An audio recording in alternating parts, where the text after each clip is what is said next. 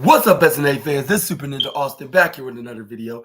And this is the wrestling news video for today on May 9th, 2024, where I'm going to be talking about the wildest wrestling news stories, rumors that you SNA fans need to know from the wrestling. And yeah, it's very unusual for me to do a wrestling news video during the evening because normally I'll just be already done by now from the last few hours. But I took care of some outside social business, like outside internet business, I guess you could say, like with me.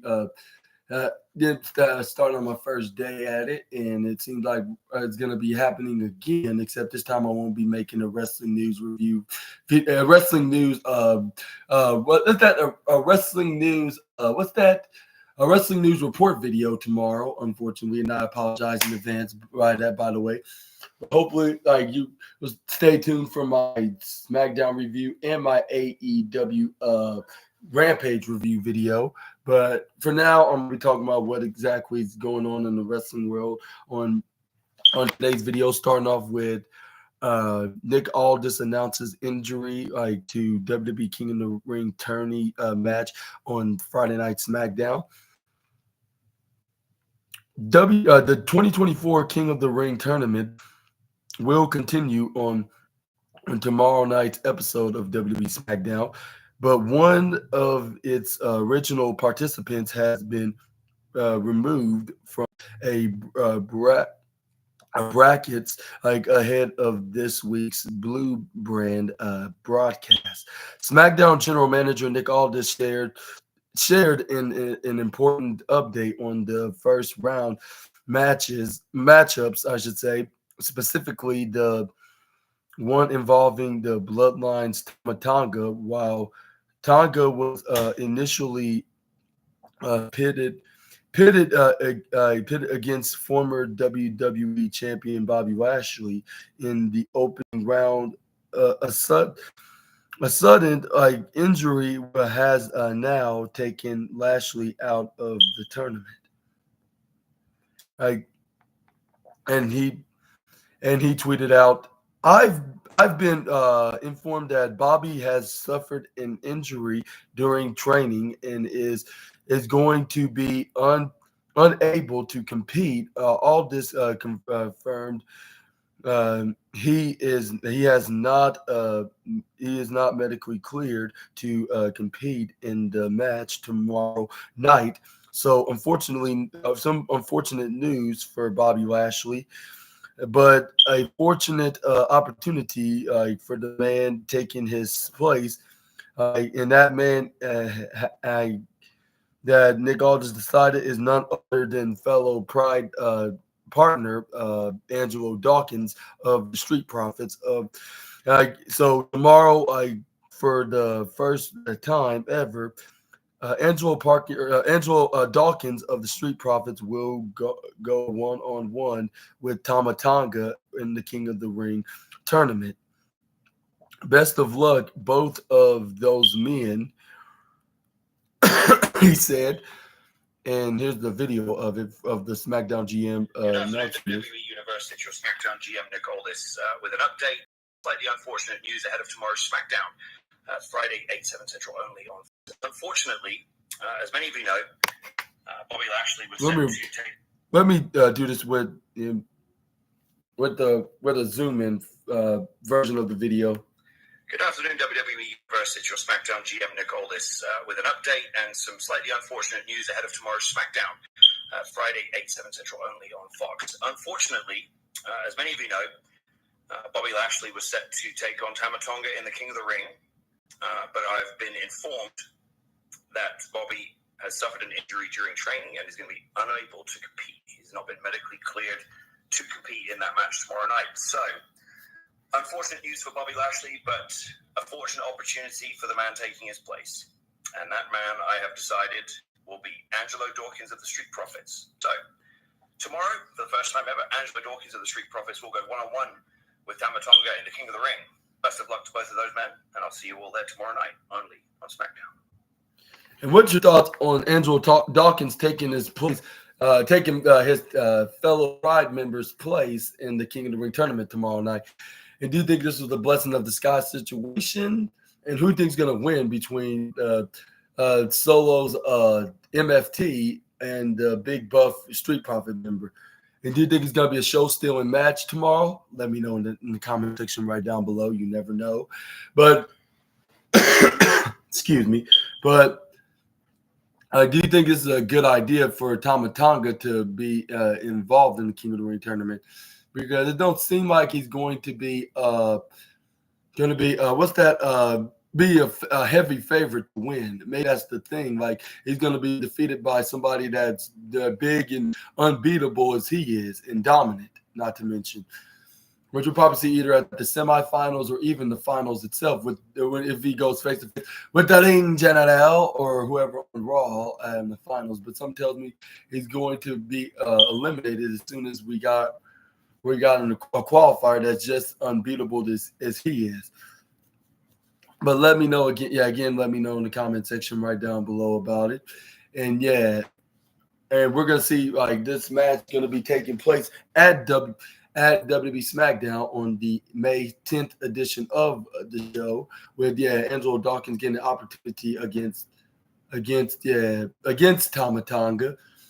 And I'm gonna give it to Tama Tonga with him needing more wins than losses, and then he's gonna probably suffer his first loss when he gets eliminated out of the tournament, like perhaps in the semifinals, or maybe even the second round, or even the finals itself, which we could possibly see either way. Like, but we're gonna see it. There's gonna be a big deal for the MFT, and I believe like whoever beats him in the semifinals or the second round, they're probably going to be in a heated rivalry with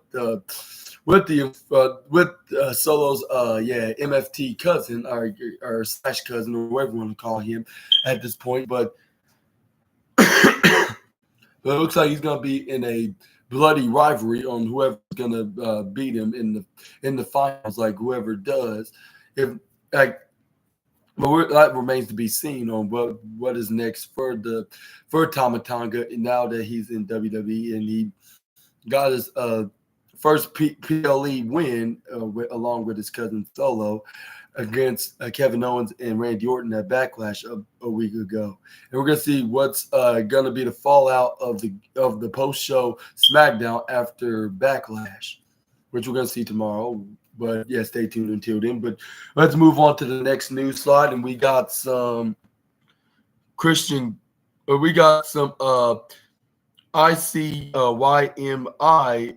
shocking betrayal on AEW Dynamite, and just weeks ago, after winning the AEW World Championship, Swerve Strickland now faces several groups aligning against him. Last night on AEW Dynamite, Strickland's former allies, the Mogul Embassy, betrayed him, the current champion, joining forces with Christian Cage, and the Patriarchy, ahead of Strickland versus Cage at AEW Double or Nothing this month.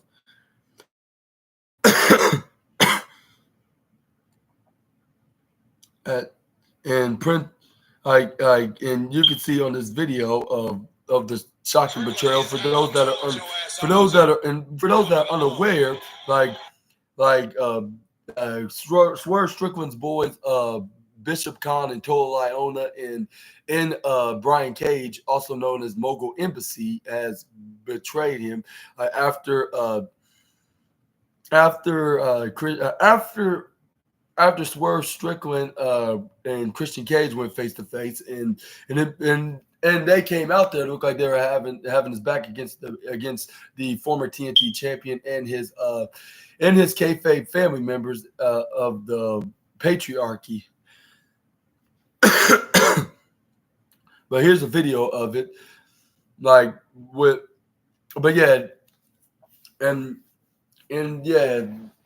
we saw them stabbing Swerve Strickland right in the back, hitting him right from behind when Christian Cage nearly got in the ring.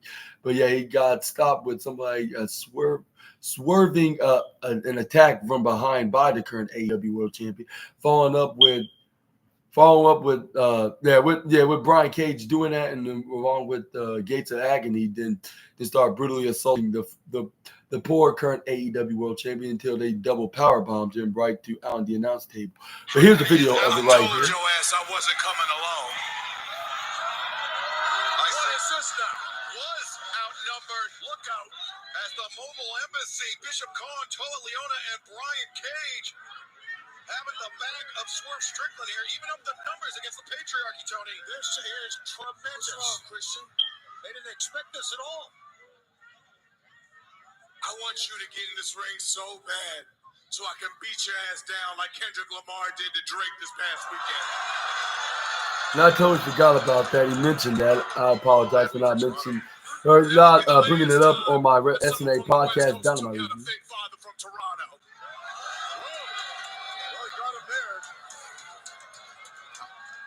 Come on, get in here.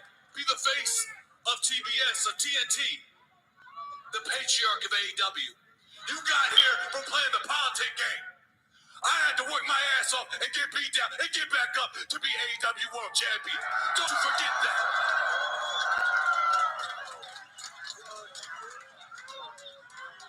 So I dare you. Come get it.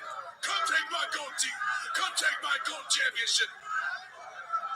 Oh, that's right. You won't. That'll put Christian in a very uncomfortable position, wouldn't it?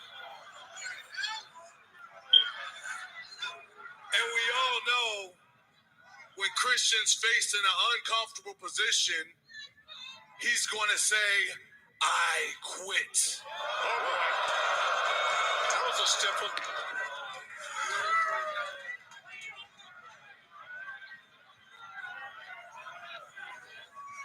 Wow. He shut Christian Cage up. That's not easy to do. What just happened? Brian Cage from the back. And now look at Khan and Toa Leona. This has got Christian written all over it, guys. I've known that kid for 25 years. This was Swerve's backup. Not anymore. Look at this. Look at Leona. He just a monster. What in the hell is this all about?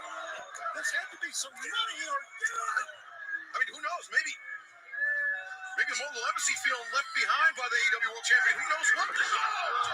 Christian might be leaving with those gold teeth after all. Maybe tonight.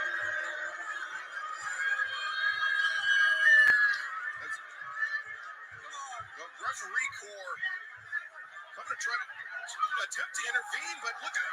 Oh, man, the referee is taking a powder on that one. I don't blame him. No kidding. Well, Christian is truly behind this is a masterstroke. Brian Cage is barking in the face of Swerve Strickland, and now... Oh, my God! What the hell? Cage just sent Christian over the top rope. Get them away from us. Get them a hold of him.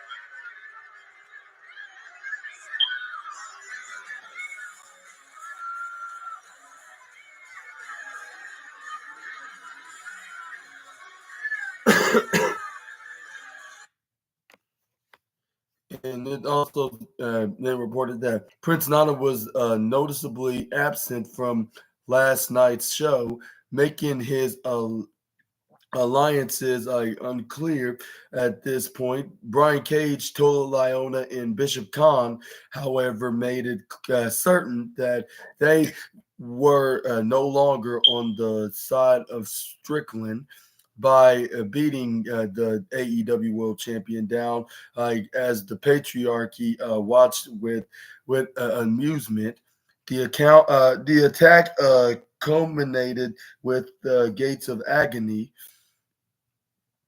putting Strickland through a commentary table, and last night's attack leaves Strickland notably outnumbered ahead of Double or Nothing. Even if Cage in the Gates of Agony move on from Strickland following their assault, the champion will likely be forced to look for some allies, and to offset Kill Switch, Nick Wayne, and Shayna Wayne, who will undoubtedly be working to move the odds in favor of Cage. Double or Nothing is scheduled to take place on May 26th at the MGM Garden Arena in Las Vegas, Nevada. In addition to the Strickland versus Cage, the show will also include pitting Kazuchika Okada, the Young Bucks, and Jack Perry of the Elite against Bryan Danielson, Eddie Kingston, and FTR. Other matches set to be on the pay-per-view as well includes Will Ospreay versus Roderick Strong for the AEW International Championship. Timeless Tony Storm defends her Women's World Championship against Serena Deeb. And the in-ring debut of Mercedes Moné as she challenges Willow Nightingale for the TBS Championship.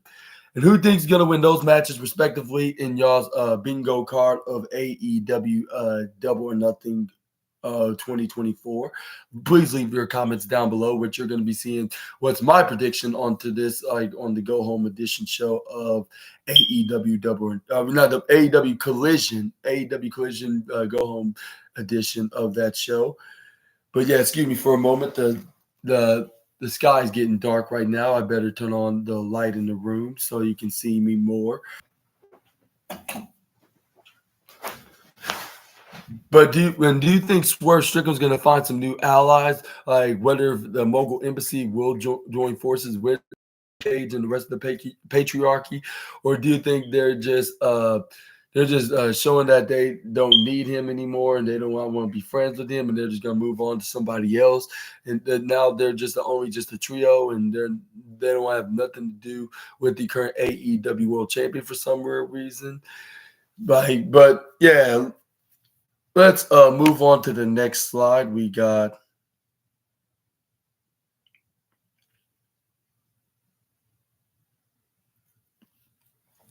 some more AEW news as Diamond Dallas Page talks about training Britt Baker for AEW return. Former AEW Women's World Champion Britt Baker has not been seen on television since September 2023, as she has reportedly been recovering from an injury related to her back. Earlier this week, AEW fans received an update on Baker's whereabouts, courtesy of WWE Hall of Famer Diamond Dallas Page, as revealed on X. Baker and Page recently completed a workout of chest, bicep, leg, and DDP yoga exercises in his post. Page also noted that Baker was still on her road to recovery. Speaking on the Busted Open radio in an interview, Paige provided further details on their training session. By saying she was live and ready to go. Like she was a little immediate intimidated, not immediated. I mean, intimidated by the cold plunge. As most everybody is who's never done it. It's all mental. She got in there, and within a minute, she owned it. She had it. She had her breath, and she stayed for 3 minutes. It's like 41 degrees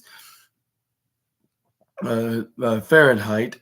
It's like 41 degrees Fahrenheit. Then we got on the mat for 45 minutes, and then we hit the height.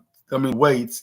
Then we hit the weights. It was a great day all the way around, like just talking about the business, coming back and what she wants to do. She's a top talent in professional wrestling. You're looking at men and women. You're looking at Britt, what she's done as a character, as a promo and work in her work in the ring. So I'm looking forward to seeing her get back. Baker's last televised performance saw her challenge Chris Statlander for the TBS Championship on AEW Collision. Unfortunately for Baker, her Collision outing ended in a loss after Statlander countered her lockjaw submission with a roll up.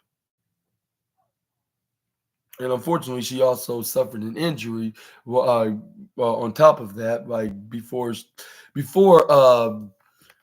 before she even lost that championship as well, which that's the last time we saw Britt Baker competed in the ring, which I believe was towards the end of 2023, I believe. But correct me if I'm wrong in the comment section right down below.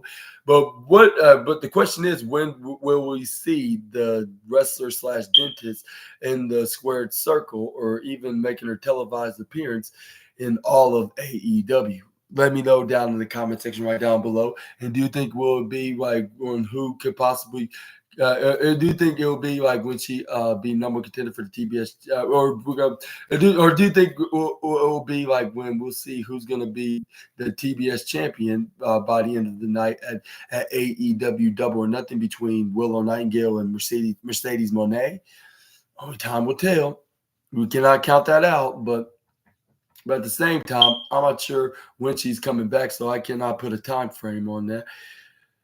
But some tells me she will indeed get a guaranteed dream match with the CEO once she is recovered. Whether if Monet is TBS champion or not, I can see her becoming that championship I'm excited to see Britt Baker DMD can face the CEO, or should I say it with this? But anyways, yeah, I go head to head and see who's the best woman that has a nickname with the 3-letter words, or I guess you get to call it that, the 3-letter initial words. But first, we got to see when she's gonna be fully healthy and to recover like from her from her back injuries and for months she has been away. But yeah, hopefully she's doing okay, and I wish for her speedy recovery, and hopefully she won't be out for long. And I believe I remember talking about her being going to be out of action for a while, like ever since she sustained the injury. Right after she faced Chris Statlander, when it was reported all over the news, in the wrestling news to be the exact. But let's move on to the next slide. We got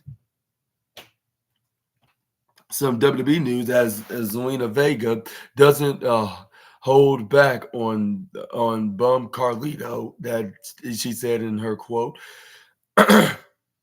Ahead of WrestleMania 40, the Latino World Order's Dragon Lee was mysteriously attacked backstage. 3 weeks later, security footage revealed this his assailant, to be Lee's own Latino World Order stablemate, Carlito. Naturally, this development sparked a mix of confusion and anger amongst the majority of the main of the remaining LWO faction members, including Zelina. Zelina Vega, however, felt like something was off about Carlito from the start. And while speaking on the bump, this past Wednesday, which was yesterday, Zelina Vega told the co-host of the show, when it comes down to it, Carlito is a bum. When he came into the LWO, I was like, okay, cool, stoked for you, like whatever. But now it's kind of like, I should have went with my first vibe on you, and it wasn't good since the jump. So I don't know, but again, I tried to listen when you listen to Rey Mysterio. He's the mastermind, and he's the leader of so we got to go by what he says, and I am happy about doing that. But at the same time, people take advantage of him. Kindness, and they look at it as a weakness. I I don't like that, and I am not jacking that.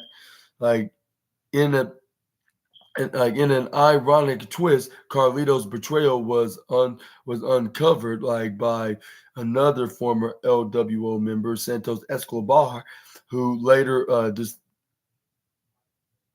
displayed the security footage of Lee's attack on Friday night on WWE SmackDown. Following the release of the footage, a rattled car, a rattled car, a rattled car, a rattled Carlito sent Lee crashing into Rey Mysterio before nailing Mysterio with a backstabber and fleeing the scene. The fleeing the scene, according to Vega, this response e- is exemplary of a coward. And she continued, you're a coward. You're a bum. That's disgusting to me." Like she said about her husband Malachi Black when he was Aleister Black at the time. It seems like he's disgusting, but yet very pleasurable. But that's enough of that jokes for one day. But anyway, this is where we got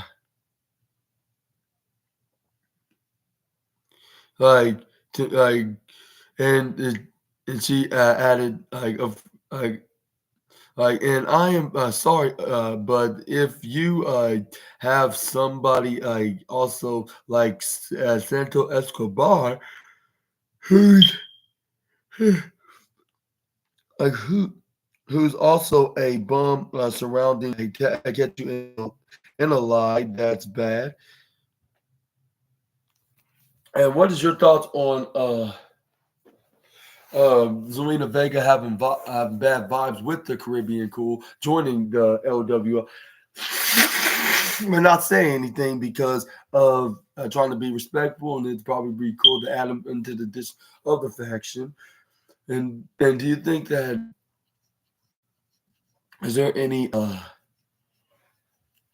sorry, my bad. Like, do you agree with Zelina Vega onto this matter, or do you think that it? Excuse me. Do you think? Yeah. Do you agree with Zelina Vega on this matter, or do you, or do you, or like or whatever? Yeah. Let me know. Yeah. Do you agree? Let me know in the comments down below. And also, what's your thoughts on this latest heel turn of Carlito? And do you think he did the right thing and apply? I mean, he turned his back on the LWO and joined his own path. Maybe be a temporary alliance with the Judgment Day. Only time will tell. But anyways, but yeah.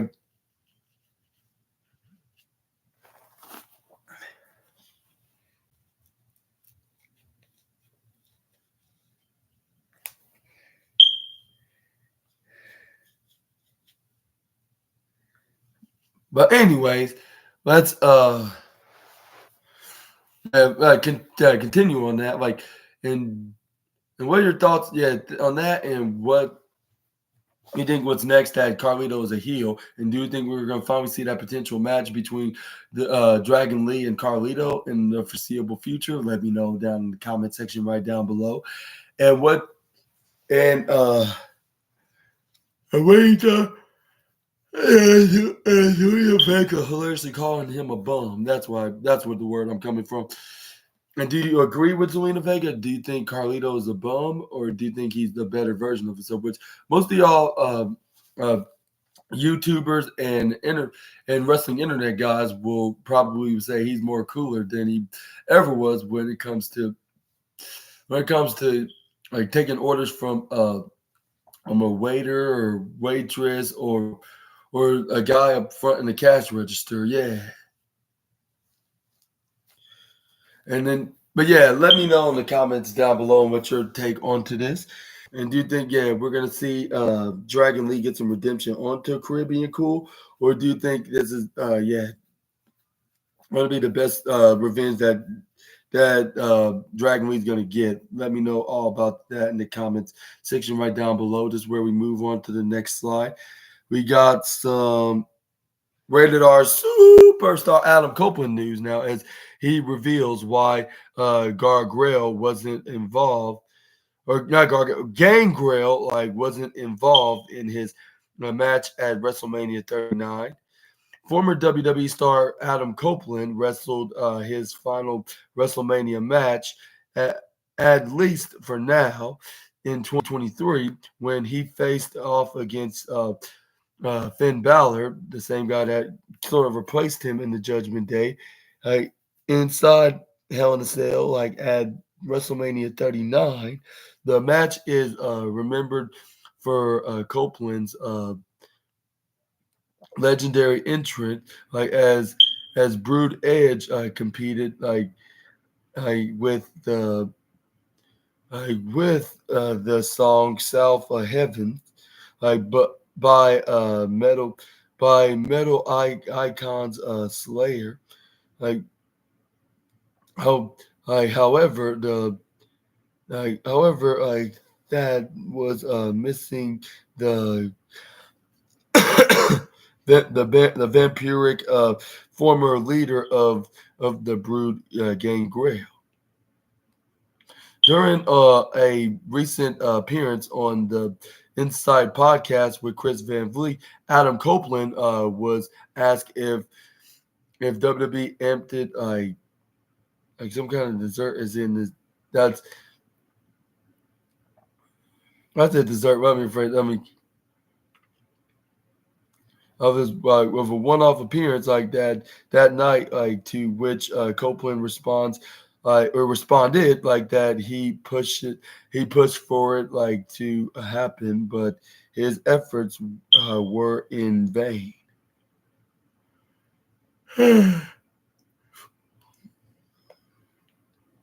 Copeland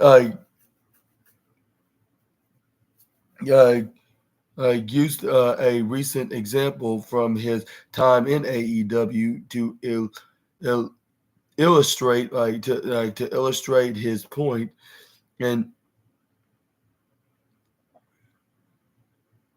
then what it says right here, fast forward and and this is where this is where Adam said right here on the Inside Podcast, like fast forward to for me and Matt Cardona doing a Cope Open, and his music hits, and he comes out like, and I mean like they remember like WWE history with himself, like, but yeah, the third, like it says, well, where was I? Oh yeah,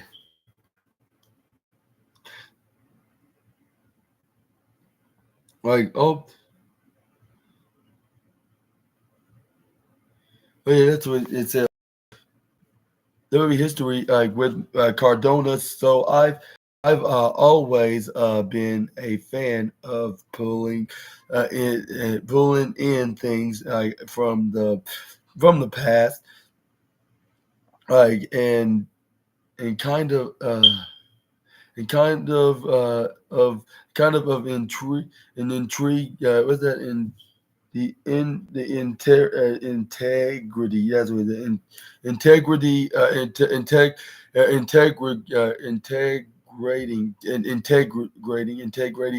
Integrating them into current things. But yeah, that was one just kind of kind of a good I'm not even saying right now. I can't do current things, but yeah, that was one I just kept getting shut down. Like I realized that was not a heel it because it didn't get to get to him.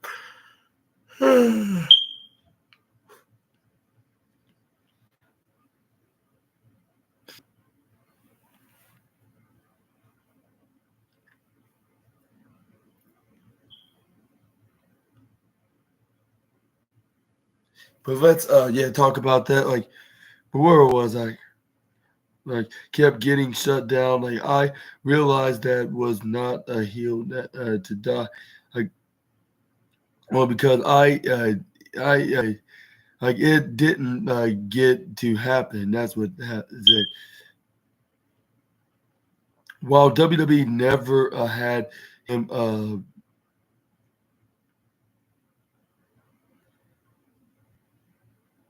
But anyway, this is where we got. Uh,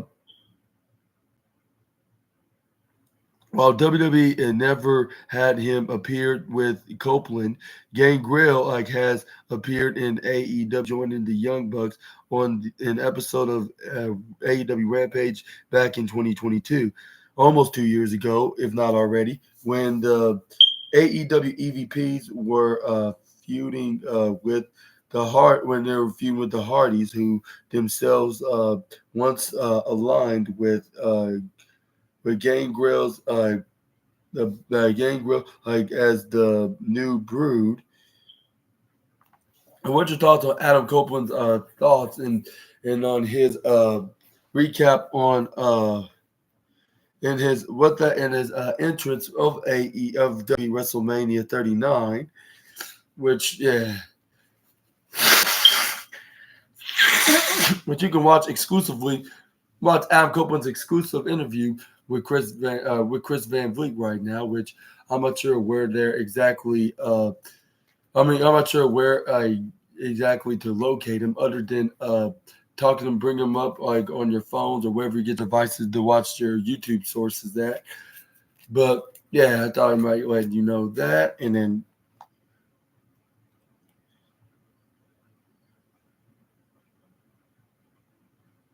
But anyway, this is where we got. Next up, we got some. What other news we got now? But yeah, let me know in the comments down below. And do you think that Adam will get to work with work in WWE again, or do you think he's too happy to be in All Elite Wrestling? And for him, like me being the weight, like not me. What am I even talking about right now? Like, but I'm saying, in my opinion, I think you would do that, just to do that because he is the rated R superstar, and he's less of the picky one. I should rephrase that. But this is where we got some big. Yeah, this is where we move on to.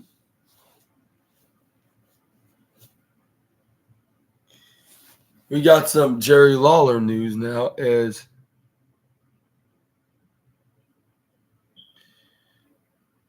Jim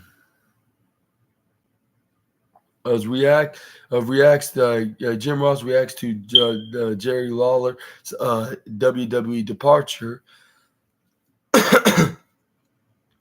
Earlier this week, reports indicated that Jerry the King Lawler's broadcasting contract with WWE had expired like this year, though like he remains uh, par, partially associated with the company, like like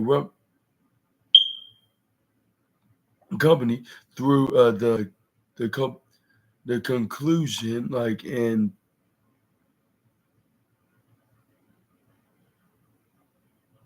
but anyway, this is where we got culmination. Con. He said, where was I?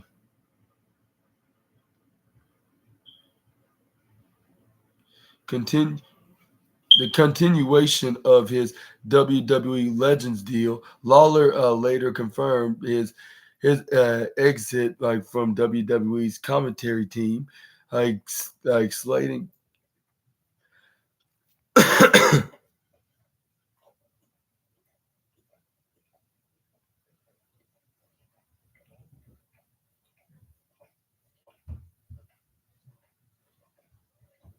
Anyway, yeah, it says right here, stating that he had unlikely already call his match for them. Like Lawler's former broadcast broadcast and yeah and in the rest of them, I should say, along with the ladies that Bobby Lashley did order, like, not saying the ladies that Bobby, but you get the point I mean. And do you think that we're going to see, what am I even saying right now? I'm just mixing up my words. But yeah, what's next for Jerry the King Lawler and what's his take what's your thoughts on Jerry the King Lawler, now a free agent in his broadcasting contract? And rumor has it that very small. Rumor has it. Why am I even saying rumor has it about this news? Like, I guess you could say for Serena Deeb, but I was saying Serena Deeb. I was saying okay, I'm not in my right mind right now. I'll say, well, like, my point is, what's your thoughts on Jerry King Lawler? And can he possibly could join AEW now that he's no longer a WWE talent? Let me know down in the comment section right down below about that. And to me, to try to keep up and try to stay awake, I better get something to what's that? To make my nutrients more energetic. But excuse me for a moment. I understand why I'm even talking like this right now.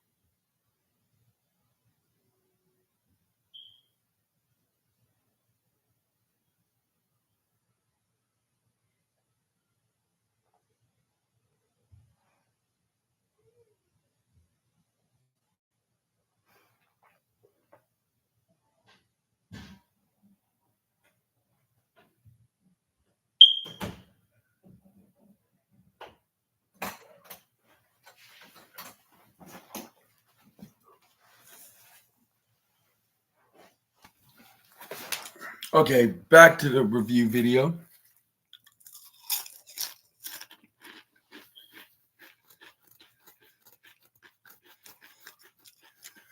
As I was saying, let me accidentally come in my word and not on one through. It's kind of delirious right now, but I'm gonna make up my mistake and reread this video. I apologize. When we there's what to call it. There's a mistake that I made on this report.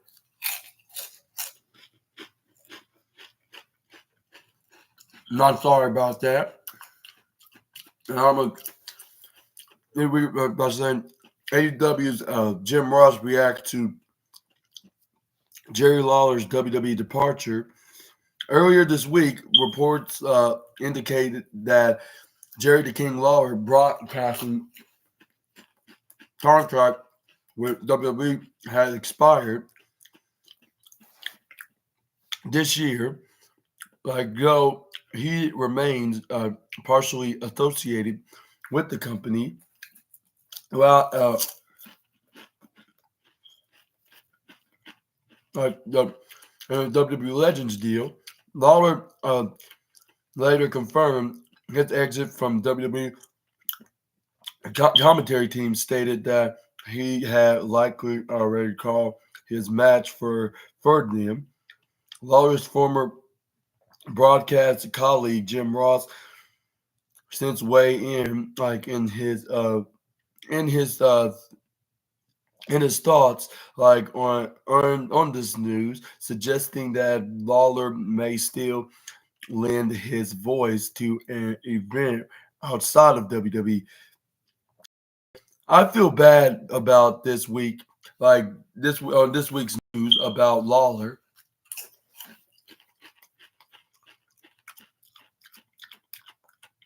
Like my former commentary partner, I don't think that's he and I have worked our last match together. I really don't believe that. On the latest episode, if nothing else, I'll be at in appearance at. I just think that Jr. and the King at in an appearance is remarkable after all these years together. So we'll see how that works out. I'm not saying that he's going to join the staff at AEW whatsoever. I don't have any idea about that, nor do I want to. It's not my place to hire talent, but I feel like in my bones that there'll be opportunities for he and I to work together, whether it be on TV shows or one-off type thing, or certainly something appears we still have great chemistry. Lawler first joined WWE in 1992 as a full-time wrestler. Over the next decade, however, Lawler's in-ring appearance gradually increased in as he transitioned into a full-time commentator. Whether promotion in his commentary run, Lawler notably worked with the likes of Michael Cole, Byron Saxton, and even the unfortunate